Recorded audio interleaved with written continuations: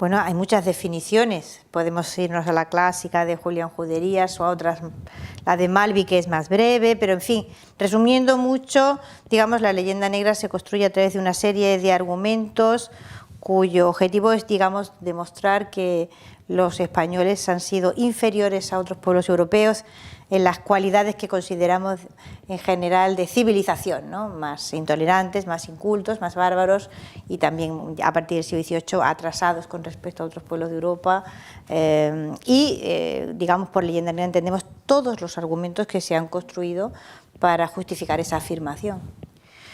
Bueno, la verdad es que, digamos, los imperios adquieren ya una mala fama, digámoslo así, sólida o filosóficamente argumentada a partir de la aparición de la idea, de la palabra imperialismo, que ya conlleva una condena moral, o sea, y es Lenin, digamos, y es el pensamiento de izquierdas el que desarrolla esa palabra,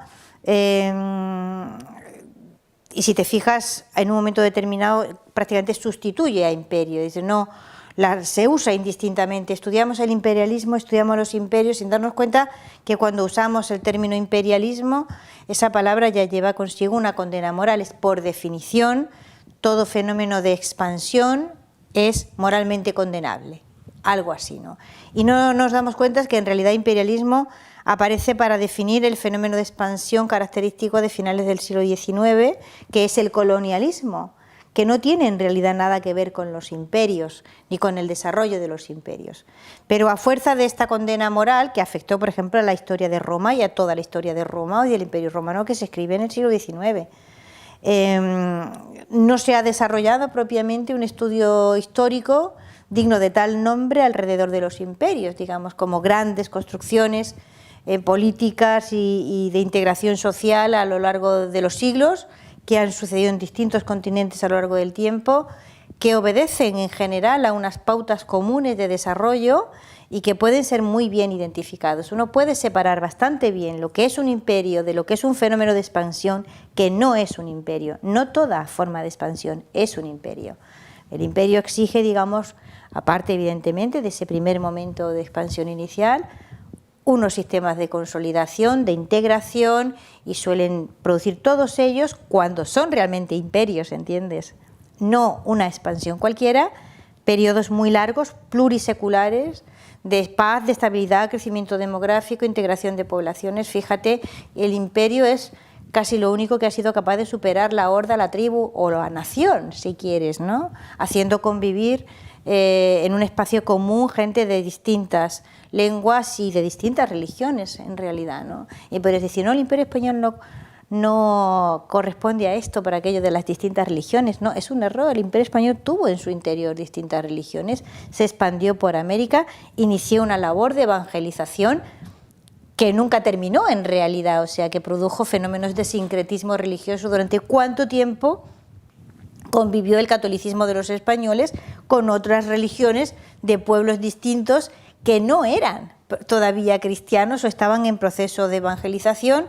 Y bueno, es muy visible el sincretismo religioso en la América hispana, ¿no? O sea que el concepto, digamos, de imperio ha sido tradicionalmente desdeñado en la historia, a pesar de que es uno de los factores de transformación más grandes de la historia de la humanidad, por ese prejuicio, digamos, del imperialismo que se amuebla en el siglo XIX, que cobra carta de naturaleza del pensamiento histórico de izquierdas, y de ahí no se ha salido en realidad, pero es una visión muy limitada de las cosas.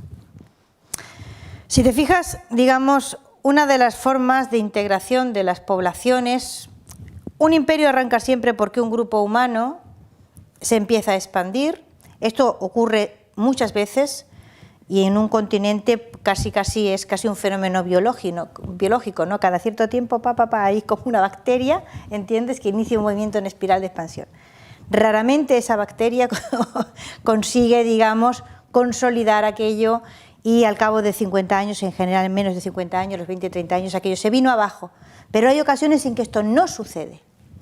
Y entonces hay que estudiar muy bien o intentar explicarse, aunque es difícil de comprender, cómo se generan los mecanismos que permiten la consolidación de ese imperio. Y uno de esos mecanismos es eso que yo he llamado meritocracia, bueno, la palabra no es mía, pero que en los imperios se ve muy clara. O sea, tú absorbes otras poblaciones en la expansión, pero no te constituyes a ti mismo siempre en la capa superior, ¿vale?, que gobierna ese territorio inalcanzable para todas las demás poblaciones o grupos que se van integrando en ese imperio. O el imperio consigue dejar los caminos hacia la parte alta de la sociedad abiertos a los otros pueblos, o no se consolida, no se estabiliza. Y tú puedes verlo clarísimo, por ejemplo, el imperio mongol. Desde el primer momento, Gengis Khan incorpora a su grupo, digamos, de gobernantes, a sus élites, a chinos, a turcomanos, a los yugures, y le ves rodeado de gentes que han nacido de otra nación, comparten con él el poder, él manda desde luego, o sus hijos, o Kublai o el otro, pero a su lado hay ministros y gente. Estoy poniendo ejemplos que no están en el libro, pero que me ayudaron a comprender esto y son aplicables absolutamente a Roma, absolutamente a Rusia, absolutamente a Estados Unidos y el imperio español también. O sea, tú ves, por ejemplo, pues el otro día hablaba yo en Madrid de Pedro Fernández de Quirós, es portugués de nación, o sea, nació portugués, y Magallanes es portugués, y Gatinara es italiano, y o sea, la expedición que da la vuelta al mundo, por ejemplo, hay 9 nacionalidades representadas en ese imperio, son griegos españoles, italianos españoles, portugueses españoles, ¿entiendes? El Imperio Otomano igual, o sea, tú encuentras siempre la Sagrada Puerta, hay ministros armenios y griegos, etcétera. Es fundamental, los rusos igual. Encuentras en la Duma, desde el primer momento de la expansión de Pedro y tal, que las distintas naciones de Rusia, sus distintos pueblos están siempre representados y los caminos hacia la parte alta del poder abiertos. Y eso es una condición sine qua non. Es una de las razones por las que, por ejemplo, los ingleses jamás han sido capaces de consolidar un imperio. Jamás han considerado la posibilidad de que a las partes altas de su sociedad lleguen gentes de nación no inglesa, ¿no?, o que no responden, digamos, a las características de ese grupo inicial de poder, ¿no? No nos imaginamos un ministro de la reina Victoria con un turbante del Punjab, por ejemplo, ¿no? Pero eso existió en la Sagrada Puerta, gente de otra religión que no eran otomanos y gobernaron, formaron parte de la clase dirigente del Imperio Otomano.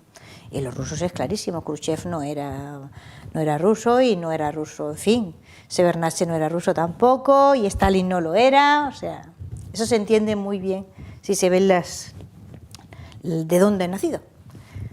Muchas personas, digamos, que han ocupado puestos muy altos, es casi una característica definitiva. Que vivimos un cambio está claro. Ahora, hacia dónde va ese nuevo orden yo no lo sabría precisar, ¿no? Porque hay cosas viejas que están rebrotando, como los nacionalismos, por ejemplo, en distintas manifestaciones.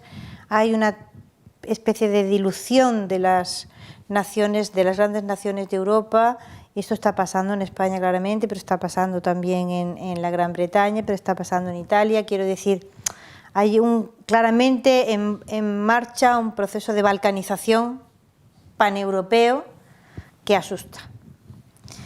Y asusta porque todos los mecanismos de fragmentación del poder generan inmediatamente conflictividad, que se va a manifestar de una forma o de otra, pero la generan.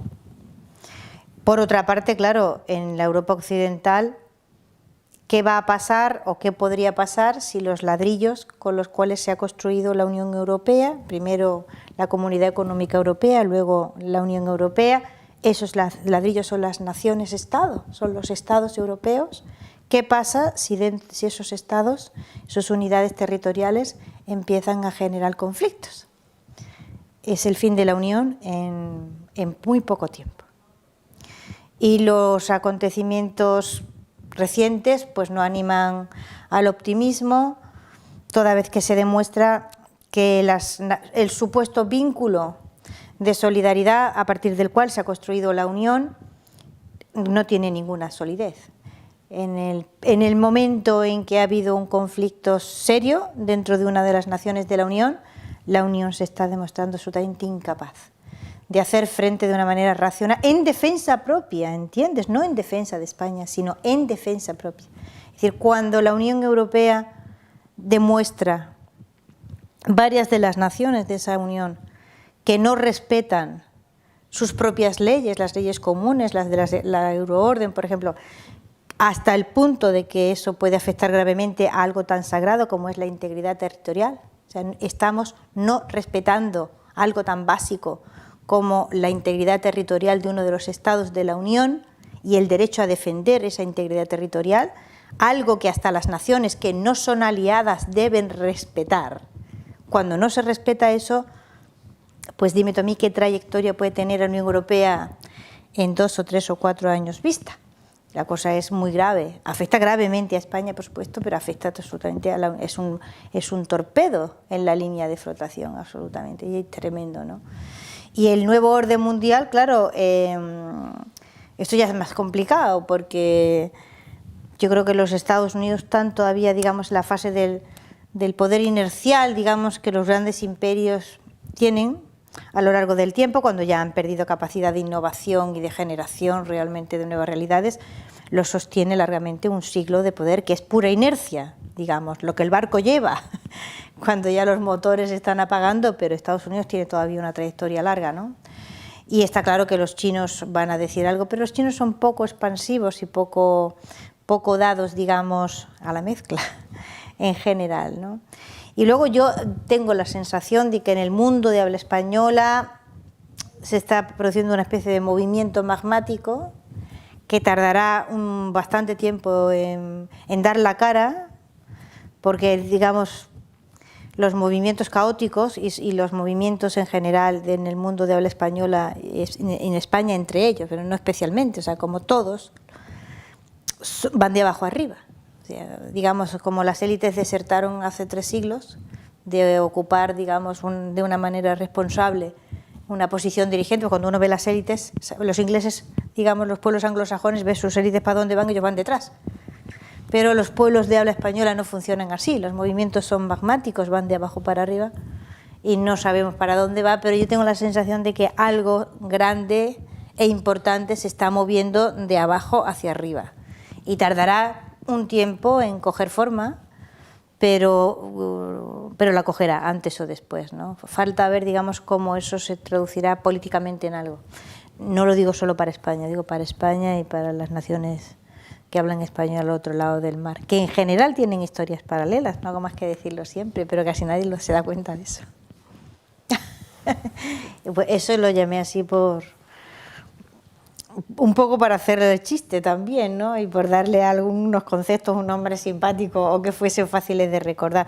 Bueno, eso es uno de los tópicos geniales de la imperiofobia eterna, o sea, lo desarrollaron maravillosamente bien los alejandrinos con respecto a los romanos. O sea, los romanos eran como una especie de tontos que habían tenido suerte en la vida, ¿no? Y habían terminado, fíjate qué tontería, consolidando un imperio desde Lisboa hasta Petra, pero fue un par de momentos de suerte que tuvieron y nada más, era una idea absolutamente descabellada, ¿no? O sea, pero luego te lo encuentras maravillosamente bien repetido en el caso de, por ejemplo, de John Eliot, ¿no? En Imperios del Mundo Atlántico, ¿no? Cuando, bueno, en realidad es que fue una casualidad, o sea, casualmente los españoles descubrieron América, dije, efectivamente, esto puede ser una casualidad, pero y luego hay 3 siglos y pico más que tendremos que juntar muchas casualidades para comprender, digamos, ese levantamiento de ciudades, ¿no? Como decía Powell con tanta gracia, no se había visto capacidad constructiva semejante de los tiempos de los romanos, ¿no? Bueno, pues los alejandrinos no estaban dispuestos a conceder que aquella capacidad constructiva de los romanos tuviera mérito alguno, ni que hubiese una moneda estable desde una punta a la otra del Mediterráneo por los romanos, tampoco tenía ningún valor, y tampoco tenía ningún valor que uno pudiera transitar por aquellas calzadas romanas, y ¿sabes? Si hubiera postas y cambias los caballos, y hasta sistema de correos, o sea, no tiene mérito ninguno la construcción de eso, para nada, ¿me entiendes? Pero es que te encuentras después, o sea, con que mucha gente sigue como un mantra, sobre todo gente que ha ido al pensamiento de la izquierda, ¿no? Sigue repitiendo ese tipo de ideas demenciales, ¿no? O sea, estaba pensando en Antonio Escotado con lo que él llama el estamento clerical militar. Bueno, pues pues el estamento clerical militar ha provocado los crecimientos más demográficos más grandes que hemos conocido, ¿no? Y claro, si uno entiende o dice o afirma que Roma es una sociedad gobernada por un estamento clerical militar, es no haber entendido absolutamente nada, porque Roma nos lega el derecho a ver a dónde vamos, sin ese mamotreto, para reglamentar las vidas humanas muy distintas que en ese imperio se albergaron y generó derecho para la vida municipal, para la vida interprovincial, para el intercambio comercial, para tanto derecho hemos heredado de los romanos. Clerical militar es una pena, o sea, tener esa visión estrecha, digamos, de un periodo de la historia de Europa, o sea, de un periodo de la historia de Occidente que realmente pone las bases de nuestro mundo, y, o sea, limitarlo a esa concreción lamentable, sobre todo porque la cantidad de clérigos que los romanos generaron fue escasísima. Y desde luego, pues, si hay un apuro en la vida, yo quiero un general romano al lado mío ahora mismo, que creo que hasta tenían buena conversación, ¿sabes? Es una tristeza afrontar, digamos, esa maravilla que es Roma desde ese punto de vista. No ha sido superada, o sea, yo tengo algunos momentos de esto en que uno tiene la sensación de iluminación, ¿no? Y tuve uno de esos momentos de iluminación en Petra, debajo del arco de Adriano, ¿no? En Petra. Me senté a rezar debajo del arco de Adriano porque de pronto pensé que aquellos lo habían levantado para recibir a un emperador que era el emperador de aquel sitio, pero era un tío que había nacido en Sevilla, ¿entiendes? Y que podía venir desde Sevilla hasta donde yo estaba con la misma moneda por calzada romana. No hemos superado esa capacidad de integración, y llamarle a eso estamento clerical militar es acumular mucho prejuicio, pienso. Bueno, a ver, es que nosotros tenemos que entender a partir de qué momento se produce el borrado. O sea, esto que en semántica se llama el borrado, digamos, de una cultura, de una civilización, o la negación, digamos, de todas sus manifestaciones. Esto sucede en Europa, en Occidente, con España en el siglo XIX. Había empezado antes, pero es en el siglo XIX donde realmente, y con la ayuda, digamos, de todas las... Bueno, todas no, vamos a considerar que a excepciones hubo, pero de la mayor parte de las élites político-literarias que hablan español a este lado del Atlántico y al otro también, con la absunción, digamos, o la incapacidad de esas élites para absorber el fracaso generacional que supuso el desmembramiento de ese imperio y el darse cuenta de que 20 años después, 30 años después, eran mucho más pobres de lo que habían sido y contaban mucho menos en el mundo de lo que habían contado, y que su mundo se había venido abajo a chorros. Claro, eso es un fracaso generacional de una gravedad increíble. Requiere de un coraje extraordinario, ser capaz de afrontarlo con valentía. Entonces tú transformas ese fracaso generacional en un fracaso histórico. Y tu generación queda como víctima, ya no como culpable, de haber llevado a aquellos territorios, digamos, a ese enorme fracaso que fue el hundimiento del Imperio Español. Pero claro, el fracaso fue después, es que el fracaso no fue antes. Y si miras los estándares, digamos, de vida, pero tienes que mirarlos en su tiempo. En 1750 empiezas a comparar territorios y ciudades, incluso de nivel europeo, con lo que era, por ejemplo, la Nueva España, pues impresiona enormemente el nivel de vida, la calidad de vida, la cantidad de instituciones educativas, los servicios hospitalarios, los caminos, la seguridad en los caminos, etcétera, etcétera. Y claro, la ciencia, pues, ¿qué te voy a decir? O sea, yo hace poco, es que lo que tengo más cerca ahora, porque lo estoy estudiando hace muy poco, ¿no? Los primeros astilleros, hablamos de la navegación, ¿no? Los primeros astilleros que se crean para fabricar barcos para la navegación del Pacífico, que son los de los hermanos Alvarado en Panamá, ¿no? Y fíjate, solo estudiando esa cosa concretísima y pequeñita, ¿no?, que son los barcos, pues ese astillero concentra sobre sí, primero, iniciativa privada. No recibieron un duro de erario público para construirlo. ¿Cómo se financiaban aquellos barcos? Pues a base de hacer sociedades, préstamos y, o sea, La mayor parte de las expediciones de la Terra Austral y por el Pacífico no le costaban dinero al contribuyente, eran iniciativa privada, ¿vale? Y lo único que el Estado hacía era intentar regular para que no compitieran entre sí las empresas, de tal forma, digamos, que se volvieran agresivas, para que nos entendamos, ¿no? Y entonces decían, no, bueno, pues los perenganos de tal van a explorar por allí y los otros que exploren por acá, ¿no? Pero no contiendan entre sí, ¿no? Y también por maximizar, digamos, las inversiones. Y luego toda la técnica, o sea, hay que empezar a construir barcos para navegar en el Pacífico, que no son los barcos con los que se navega en el Atlántico. Así que hay que desarrollar técnicas nuevas de construcción, etcétera, etcétera. Así que todo eso es iniciativa privada, investigación, hoy diría es el Silicon Valley, digamos, de la construcción de barcos para el Pacífico. Y parece como que de pronto tú te encuentras montones de expediciones por el Pacífico navegando, y debían de ser tontos porque ni habían aprendido nada, ni tenían técnicas nuevas de navegación, ni tenían barcos diferentes, ni nada, ¿no? Es como una especie de milagro de la naturaleza.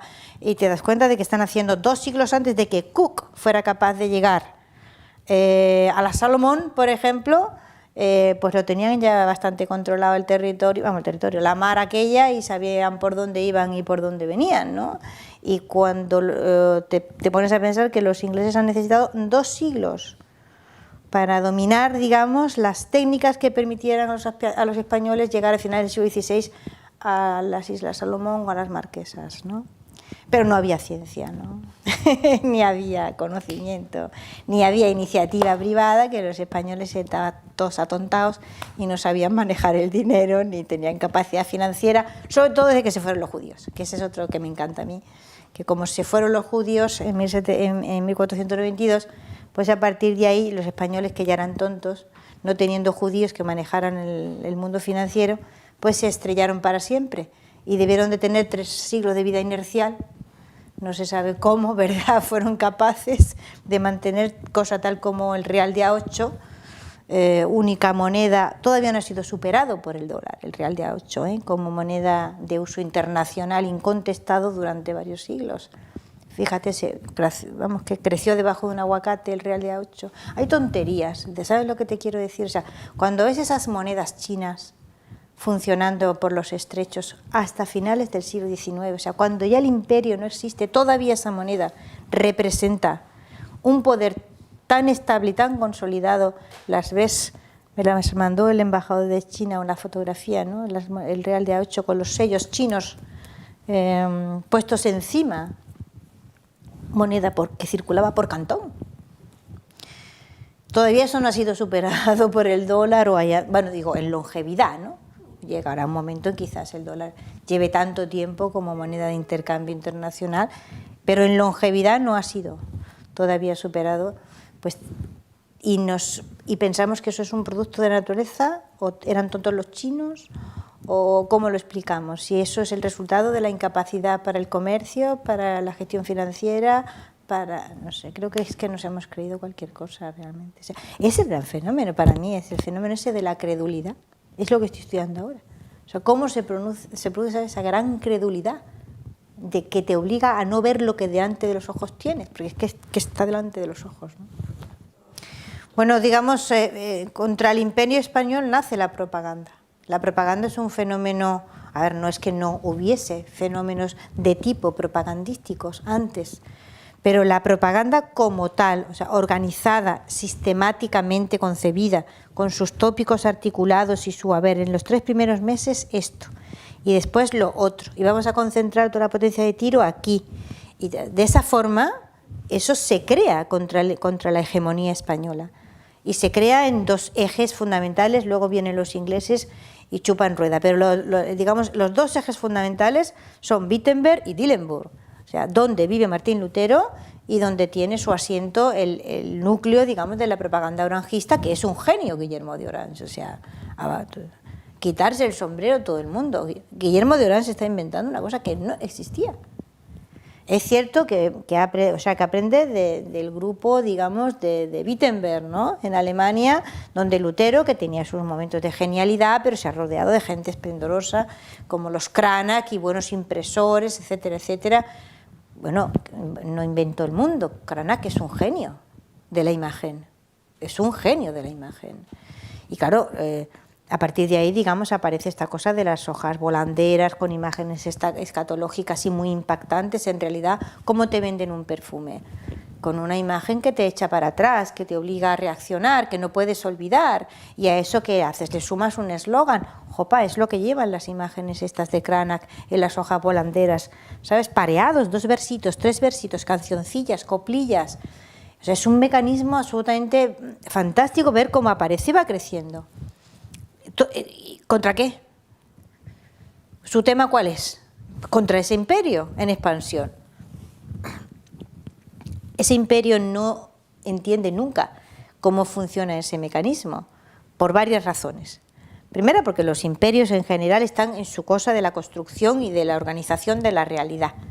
Y entonces, si te pones a entretenerte en todo el que tiene, como imagínate los Estados Unidos de América, que se empeñaran en ir a todas partes donde aparecen cosas contra ellos a decir que no, pues es que no tienen tiempo de eso, están en su trabajo, que para eso es un trabajo serio e importante. Pero claro, todo eso sucede en el corazón de Europa y cobra carta de naturaleza en aquellos territorios que se articulan alrededor de esas enormes maquinarias de propaganda. Entonces hay un momento en el que se incrusta en el corazón de la Europa occidental, sobre todo en la zona protestante, y ya no es propaganda, es la realidad, ¿entiendes? Y nadie observa, digamos, lo que detrás de esa propaganda no se muestra.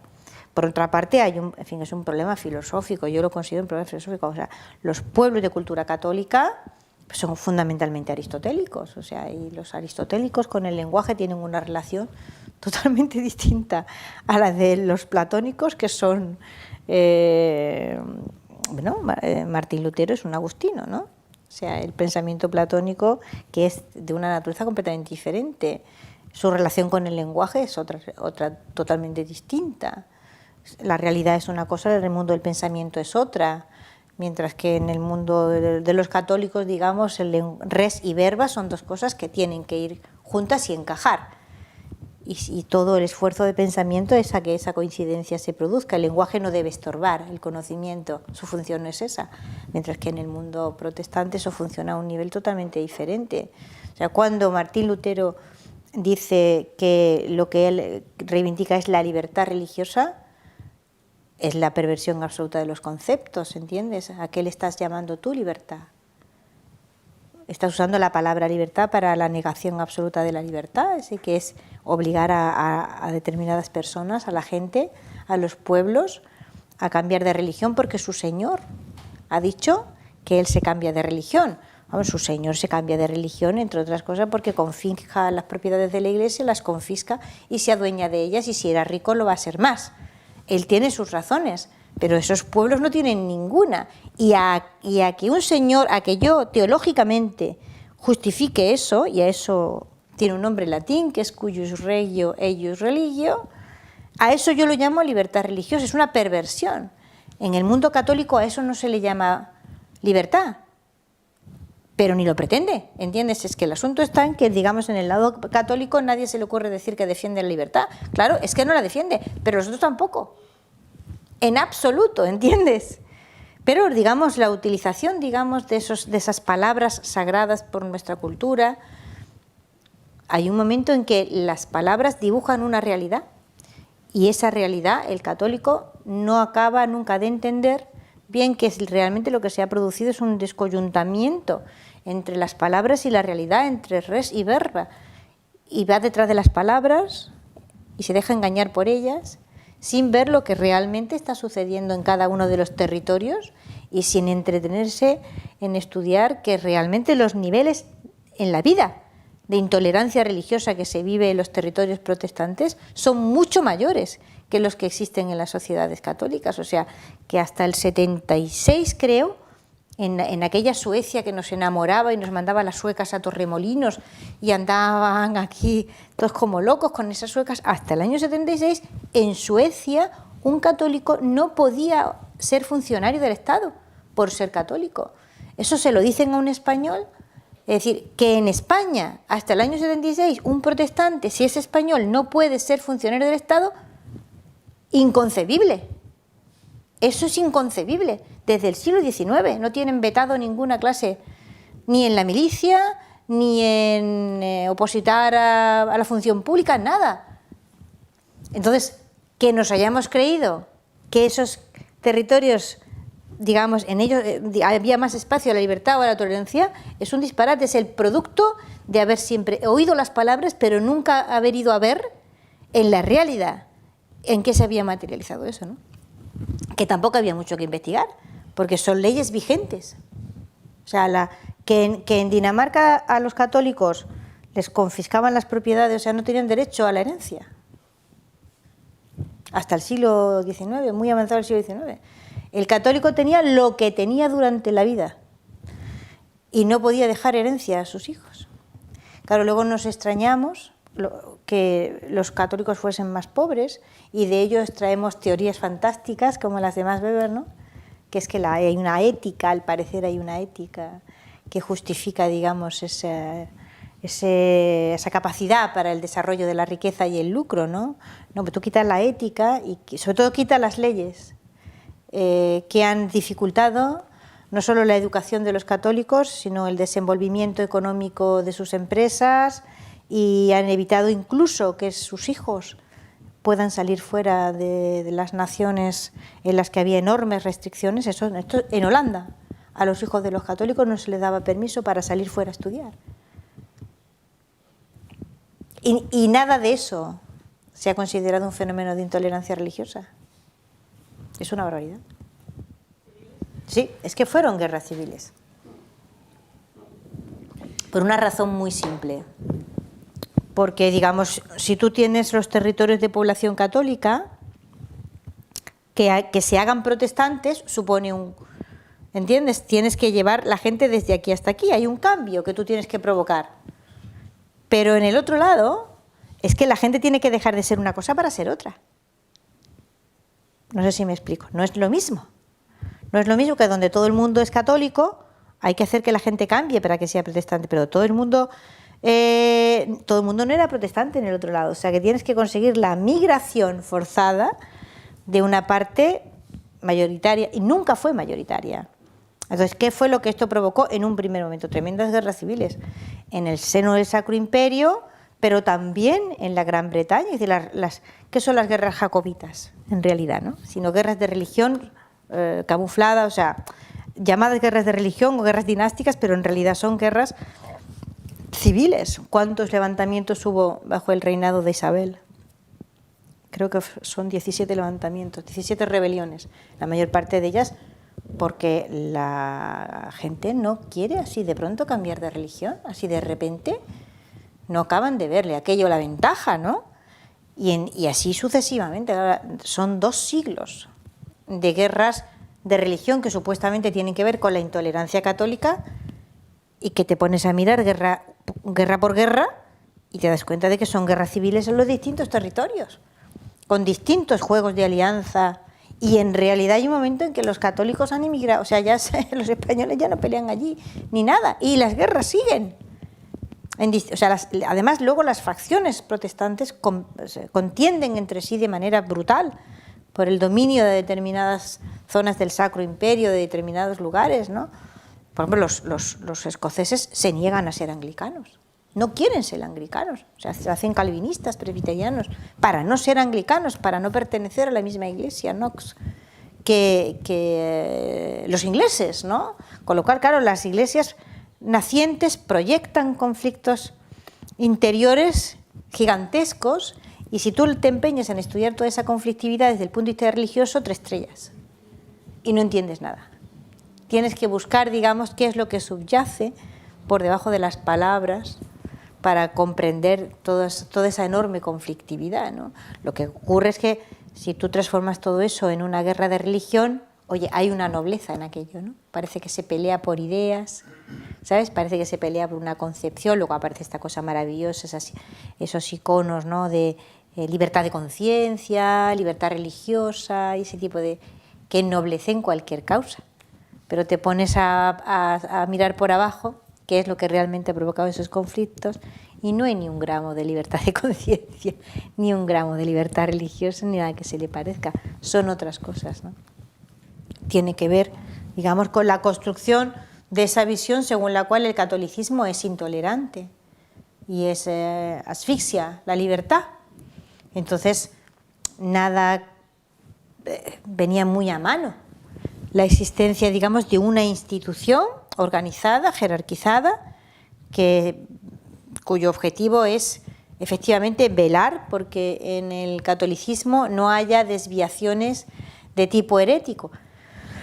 La Inquisición, además, era muy visible en el sentido de que era una institución, digamos, muy bien organizada, protocolizada, digámoslo así. Yo es una tesis que no hago más que promoverla, a ver si alguien surge y la hace, que es los desarrollos en el derecho procesal que se produjeron en la Inquisición, que luego pasaron a los tribunales civiles. Esto está reconocido por algún jurisconsulto inglés del siglo XIX, que la Inquisición fue muy por delante de los tribunales civiles en cuanto, por ejemplo, a los sistemas de garantías en el proceso legal, etcétera, etcétera, ¿no? Pero bueno, estaba ahí, era utilizable, y claro, aristotélicamente la Inquisición no negaba que era lo que era, al menos una parte de su trabajo, que era la gestión de la intolerancia religiosa católica, bien visible, ahí estaba, se llamaba Inquisición, no lo negaba. Lo que ocurre es que en el otro lado también había exactamente lo mismo, solo que ni estaba tan bien organizada, ni era tan garantista, ni ofrecía a los reos la posibilidad de un juicio justo, de un abogado y hasta de un médico forense si lo necesitaba, ¿entiendes? La Inquisición ha pasado a la historia, no, es que de hecho, vamos, se puede buscar en los buscadores la cantidad de exposiciones sobre instrumentos de tortura usados por la Inquisición, que no los usó. O sea, la Inquisición admitía... La tortura era una actividad admitida en todos los tribunales. Solo la Inquisición las tenía restringidas a dos usos concretos, y solo dos: el látigo y el agua. Y no admitía ninguna otra cosa más. Mientras que, bueno, te podía pasar cualquier cosa en cualquier tribunal, no solo de España, sino de España, Francia, o sea, los tribunales civiles eran brutales en toda Europa. Es que los tiempos eran así, es que eso era así. La Inquisición, digamos, si es anómala en algo, es precisamente porque es mucho más moderna en cuanto a respeto a la vida y a tratamiento. Entonces, donde el delito religioso ocasionó miles de muertos sin juicio, ¿vale? Sin juicio, en el lado católico había juicio y había derecho a la defensa, no linchamiento, que es lo que ocurre con la mayor parte de los muertos que provoca la intolerancia religiosa en el territorio inglés y también en los territorios luteranos, etcétera. Ni siquiera hay juicio. Donde no hay juicio no hay documento, y donde no hay documento no se puede investigar. Entonces, por ejemplo, todas esas gigantescas paranoicas persecuciones de brujas que suceden en los territorios del Sacro Imperio, la cantidad de brujas que Henningsen calcula lo hace no estudiando los procesos, porque no hubo, sino a través de datos indirectos, de documentos en los que aparece una mención que tal y se dice, pues 17 brujas fueron quemadas en tal sitio. Pero tú no tienes 17 procesos abiertos para juzgar a esas personas. En el cambio, en el lado católico, oye, todo el mundo, hasta el que estornudó, tiene un legajo así, con un abogado y un secretario que iba escribiéndolo todo a la perfección, etcétera, etcétera. Es decir, hay unas ideas muy tontas acerca de lo que la Inquisición fue y representó. La Inquisición no solo no fue el ejemplo de intolerancia religiosa, fue la forma más suave y civilizada de gestionar la intolerancia religiosa que había en la Europa occidental en su tiempo. Y aparte, desde luego, ya la otra parte abandonada que nadie menciona, pero que es necesario mencionar, es que la Inquisición se ocupaba de una serie de delitos que siguen siendo delito hoy día. Es decir, la Inquisición entendía, por ejemplo, de la propiedad intelectual, las ediciones ilegales, entendía la falsificación de documentos,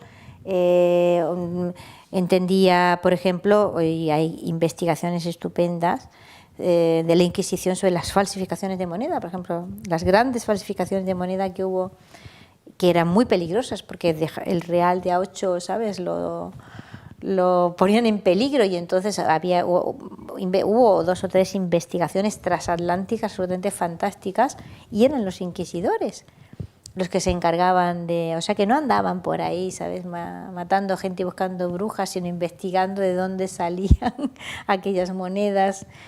En general, digamos, todas las cosas que llevaban aparejada algún tipo de falsificación, los delitos se llamaban antes contra la honestidad, proxenetismo, la violencia de género, diríamos, la violación, etcétera, etcétera, todo eso eran delitos de los que o sea, que llevaban adelante muchas investigaciones de delitos que ahora son delitos también, ¿no? Así que cuando se cuantifican los muertos hay que entender que algunas de esas condenas vienen por delitos que hoy día no llevarían a una condena a muerte, porque en España no hay, pero llevarían grandes condenas aparejadas, ¿no? Hay que contarle esa historia de una forma totalmente distinta, a ver si alguien se anima. Bueno, la Ilustración francesa es digamos, hace el camino entre la versión clásica religiosa y la siguiente, que es la del liberalismo, que es la menos conocida y la menos estudiada. Pero es la definitiva, o sea, es la que consolida, ya no es una visión propagandística o hispanófoba o antihegemónica, sino que es así, la historia de Europa es esta. Los pueblos protestantes han sido siempre, digamos, los que han luchado por la libertad y la tolerancia frente a una intolerancia católica española, etcétera, etcétera, etcétera. La libertad religiosa y de pensamiento no hubiera existido jamás, porque esto ciega la capacidad del individuo para la investigación y para tal, y encima son torpes para la economía, y el catolicismo genera pobreza allí donde va. Digamos, esa es la puesta en escena ya del 19, pero a esa construcción no se llega sin el concurso de la Ilustración francesa, que es fundamental. Es decir, los franceses son los que construyen. Además, la construcción francesa es extraordinariamente interesante porque es la que anida en España con el cambio de dinastía. Es decir, así como los españoles no habían absorbido la visión hispanófoba evidente del protestantismo, para nada, en absoluto, sí absorben ya, y tenemos la primera generación de intelectuales españoles y de habla española, o sea, también los americanos, que se afrancesan. Y este afrancesamiento no es más que la denuncia del lenguaje, porque las lenguas son muy sabias, las palabras hay que perseguirlas, ¿sabes?, como a los conejos, y atraparlas y reducirlas y estudiarlas. Y entonces, el hecho de que en España hay una palabra, que es esa palabra afrancesado, es la voz del pueblo indicando que hay gente que se comporta y dice lo mismo que los franceses. Porque existía la palabra ilustrado y se podía haber seguido utilizando, pero no. Hay la palabra ilustrado y hay la palabra afrancesado. Y esa palabra significa muchísimas cosas. España es el único país de Europa en realidad que tiene afrancesados. Todo el mundo tiene ilustrados, pero aquí hay afrancesados. Y esos afrancesados son los primeros, digamos, que en las élites españolas ya han absorbido la parte de hispanofobia cultural francesa, que es razonable que la tengan los franceses, o sea, que es razonable porque sirve a sus intereses nacionales, y porque evidentemente si tú tienes conviviendo contigo frontera con frontera un poder mucho más grande que tú, con el que llevas siglos contendiendo y defendiéndote y normalmente perdiendo, pues es muy razonable, digamos, que contra ese poder tú crees razones, entre otras cosas porque necesitas afirmar tu autoestima y el orgullo nacional, y etcétera, etcétera. Eso es razonable. Ahora, lo que ya no es razonable es que en un momento determinado se produzca ese cambio, digamos, de orientación entre las élites españolas, que comienzan a repetir los tópicos franceses sin cuestionarse las razones por las cuales... Esto tiene sus razones, es decir, tú ubícate en el cambio de dinastía que se produce cuando los Habsburgo ya, digamos, se extinguen porque no se reproducen más, y llegan los Borbones. Llegan los Borbones y primero ha habido que hacer una campaña electoral para que lleguen los Borbones. no llegan por casualidad, ¿vale? Hay años en los que esto está para arriba y para abajo y va a heredar un Habsburgo o va a heredar un Borbón. Los Borbones se montan una campaña electoral absolutamente extraordinaria y una parte de esa campaña electoral es demostrar que ese imperio es un desastre y nosotros lo vamos a arreglar. Esto se ve pero maravillosamente bien en los últimos años del siglo XVIII y a lo largo del comienzo del siglo siguiente.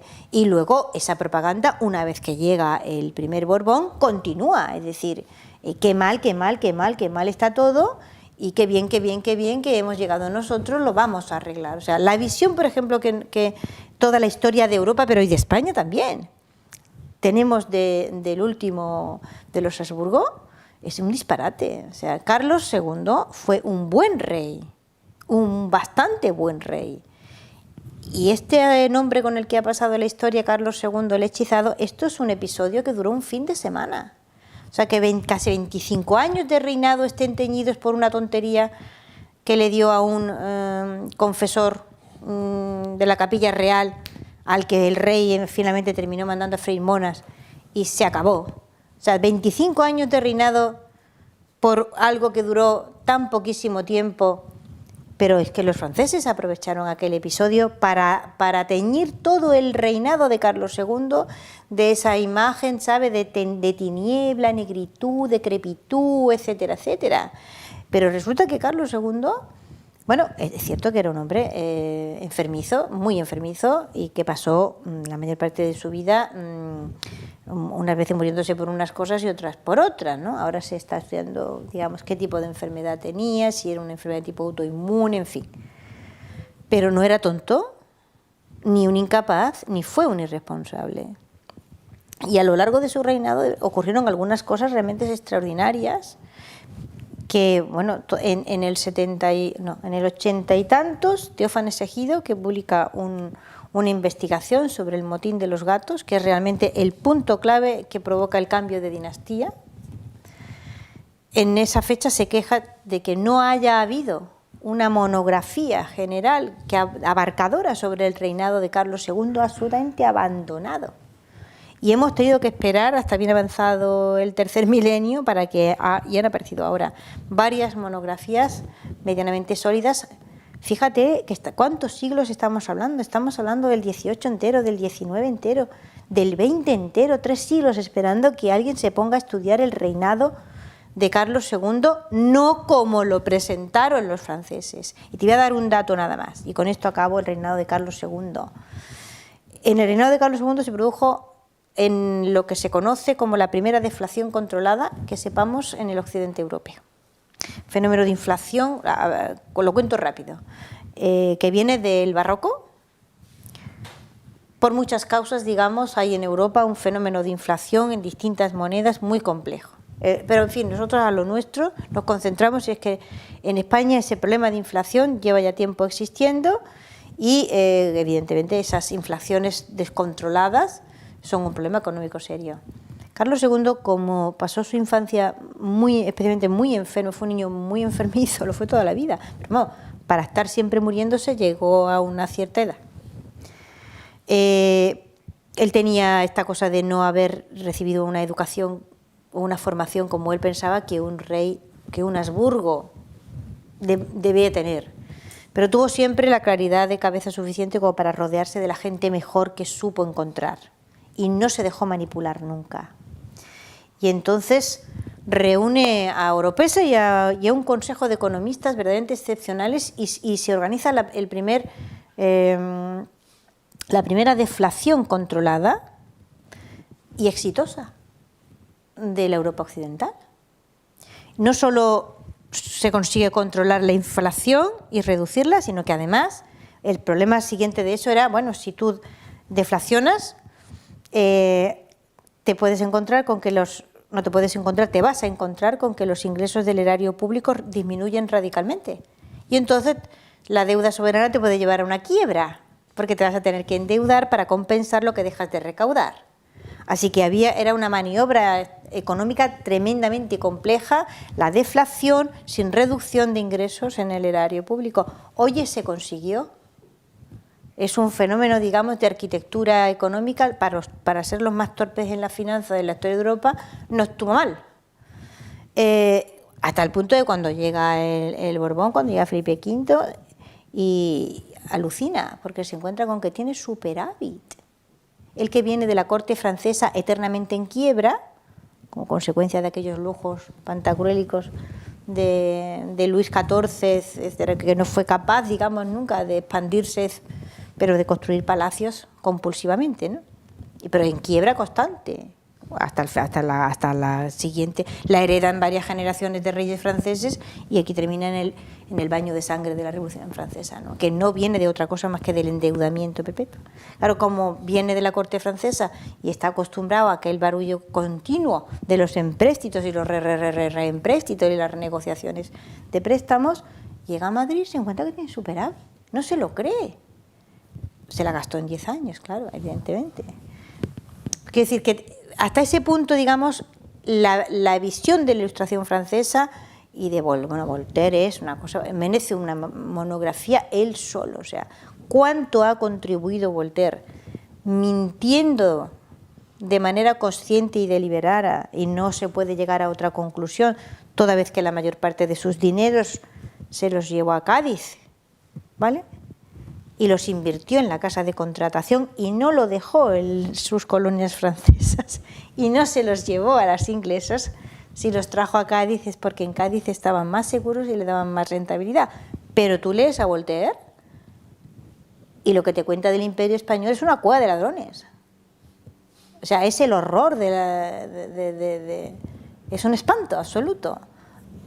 O una de dos, o tenía doble personalidad o miente de manera consciente y deliberada. O sea, que, digamos, de la visión de la hispanofobia protestante a la del liberalismo consolidada como la visión oficial de Europa, necesitamos el paso de esa Ilustración francesa, y en el caso de España ha sido crucial. Entonces, sin los afrancesados, a lo mejor se hubiera terminado absorbiendo también, ¿no?, en España los tópicos de la leyenda negra, pero las cosas ocurrieron así y no se entiende esa absorción sin el concurso de la Ilustración francesa y los afrancesados. Radicalmente importante, vamos.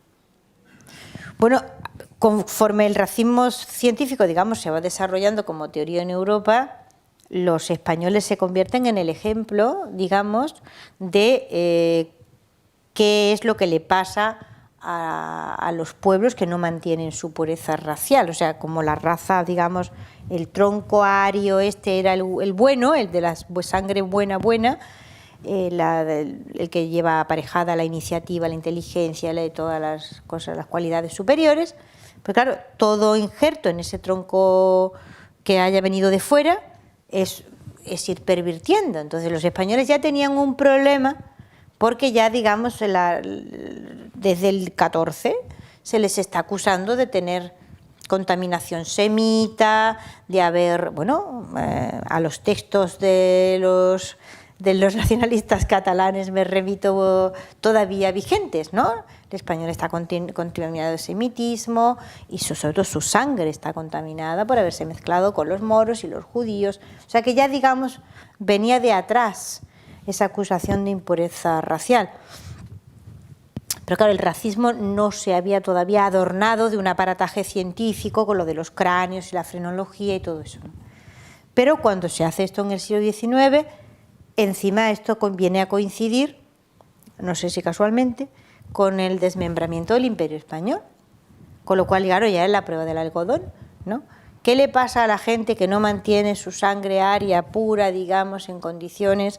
Y primero van y se mezclan con los judíos y los moros, luego ya se van a América y para acabarla de liar se mezclan con los indios. ¿Qué les va a pasar? Pues lo que les ha pasado, que se les ha venido abajo el imperio. Claro, si usted no quiere que se le venga abajo su imperio, lo que usted tiene que hacer es mantenerse como raza pura, que ahí es donde el imperio no se viene abajo jamás. Claro, aquello era el disparate pare, pues no había durado un imperio 5 minutos en ningún sitio. Que si te ponías a mirar lo de antes, ¿no? Dice, bueno, los ingleses se van a América y los franceses se van a América. ¿Y ustedes cuánto les ha durado su imperio manteniendo el sistema de la pureza racial? Pues 5 minutos, ¿no? Pues habrá que concederles el beneficio de la duda a estos que se han mezclado con todo lo que se movía porque parece ser que les ha durado bastante más.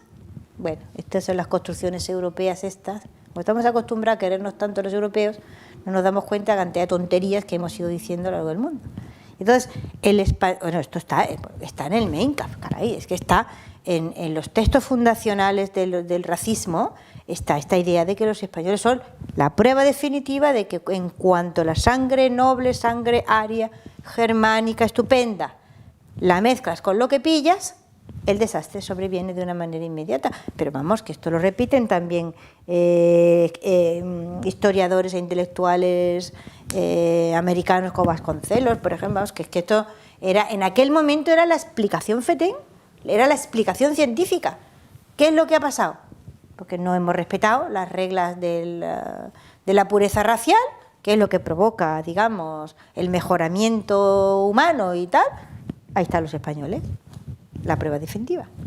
Casualidad, no lo sé, es una especie de conjunción astral malvada, pero el hecho es que de esa conjunción se hereda, y esto está tan absorbido. A ver, es que esto después de la Segunda Guerra Mundial hemos hecho una limpieza grande en el armario y entonces hemos quitado de en medio todo lo que hemos querido quitar. Pero esto no se lo cuestionó nadie, ni al otro lado del Pirineo, pero que aquí tampoco, ¿eh? O sea, tú te vas a cualquier ateneo de pueblo y suelen tener buenos archivos, entonces los españoles tienen esta tendencia patológica a archivarlo todo, ¿no? Y entonces, en el del Ateneo del pueblo de al lado, vamos, del que viváis vosotros, entretente en mirar las conferencias y las reuniones y tal. La mayor parte de los españoles del segundo mitad del siglo XIX están completamente convencidos de que son una raza degenerada. Así. Pero completamente convencidos, es que no se lo cuestionan, ni siquiera que no haya, que puede que esto no sea así, porque es que además es científico, hija. Entonces, ¿cómo vas tú a cuestionar una cosa que es científica? Lo cual encima demostraría que es que verdaderamente hemos sido toda la vida enemigos de la ciencia. O sea, si no nos creemos lo que la ciencia dice, encima, o sea, es una pescadilla que se muerde la cola, ¿entiendes? Es horrible, en realidad, te lo planteas y es horrible. Pero un hombre como Ortega y Gasset, que es una de las mejores cabezas que yo creo que ha dado España y creo que en el siglo XX que ha dado Europa, escribe La España invertebrada, y el argumento suyo es, bueno, pues que tenemos los genes germánicos, oye, que no tenemos suficientes, porque ¿qué vamos a hacer? Llegaron ya aquí esos germanos desgermanizados y como lo guay del mundo era tener mucho y buen gen germánico al que aclararse, o sea, al que agarrarse, pues los nuestros estaban de mala calidad, porque ya venían mezclados, ¿entiendes? El asunto es que los visigodos ya nos llegaron mezclados. Como ya llegaron mezclados, ya llegaron desgermanizados. Oye, José Ortega y Gasset. Y ni se le ocurre poner en duda ese planteamiento. ¿Por qué? Pues porque era científico. Es que era científico. Es terrible. Porque tú cuando tú no puedes oponerte a un poder hegemónico en lo militar, ni en lo económico, ni en lo cultural, lo único que puedes hacer, digamos, es construirle una inferioridad moral. En realidad todo eso no son más que argumentos que sirven para demostrar esa inferioridad moral o intelectual, porque por la vía de los hechos y de la práctica no puedes hacer nada en realidad, ¿entiendes? No los puedes derrotar militarmente, no los puedes derrotar económicamente. Y durante mucho tiempo tampoco los puedes derrotar culturalmente. Entonces, ¿qué puedes hacer? Demostrar que son los malos. Son malos. Ya está. Y entonces, amueblas, realmente el repertorio de la maldad no es infinito. Entonces, una y otra vez, digamos, se recurre a los mismos argumentos porque en realidad la situación es la misma. En realidad es lo mismo. Pequeños poderes, digamos, más o menos periféricos, con oligarquías férreamente asentadas en esos territorios, que un imperio en expansión las tambalea, es que las tambalea, y se niegan absolutamente a ir perdiendo, digamos, su predominio, y entonces desatan contra ese imperio lo único que pueden desatar, que es una campaña, digamos, para demostrar que son horribles, malos, bárbaros, etcétera. Todo lo malo que le puedas achacar, digamos, desde un punto de vista moral o intelectual, porque no puedes con ellos de otra manera. ¿Cómo te vas a enfrentar a ellos? No les vas a ganar militarmente, no les vas a ganar económicamente. Entonces, lo único que puedes hacer es lo que te queda, Lo que te queda, ¿qué es? Pues la campaña para demostrar que militarmente son que son moralmente inferiores y son torpes y son... Eso se ve muy bien en el caso de los alejandrinos, ¿no? Los griegos con los romanos, ¿no? O sea, cada vez que tienen un problema, pues que venga un romano, arregle esto, ¿no? Y iba el romano y lo arreglaba. Pero el griego no le daba las gracias, nunca jamás, ¿no? O sea, en el fondo era una especie de tonto con suerte, pero si te está arreglando la vida, ¿entiendes? Si Grecia realmente no sería nada, si Roma no hubiera venido detrás a recoger todo aquello y transformarlo en un caudal útil de conocimiento para Europa. Pero fíjate que hemos heredado la visión de los griegos, ¿eh?